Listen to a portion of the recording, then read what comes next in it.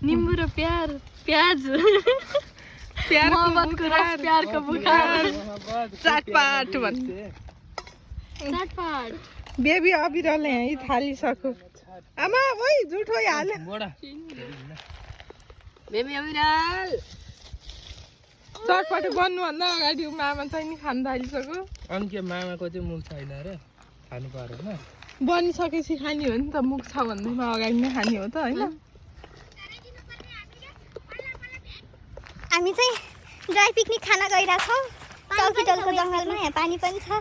पुरै ड्राई चाहिँ होइन खै दिदी यता हेरिदिनु आइ भन्नु सबले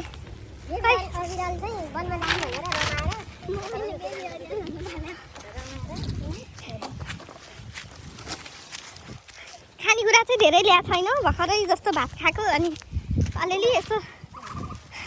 चटपटे जस्तै बनाएर खानलाई सामान लिएर आएको छ रमाइलो खान भन्दा नि होइन खानै हो हामी त पानी वाली पिरो भएपछि त ऊ चाहिँ भान्जो गोठालो देवी अबिराल गोठालो मामा भान्जो चाहिँ बेबी अबिराल लड्ला है लड्ला मामासित बसिरहेको छ देवी अबिराल चाहिँ मेरो नाति हो यसलाई चाहिँ वनमा आउनलाई धेरै रमाइलो लाग्छ है वन मान्छे चटपटे बनायो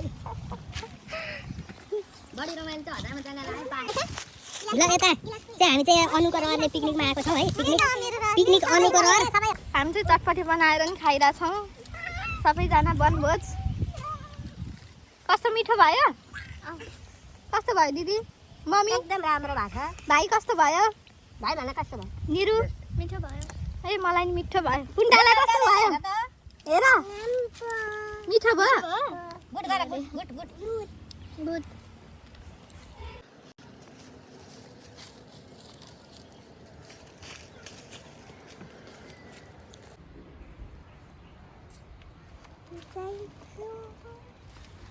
बेबी अबिरललाई फुल चाहिएको नि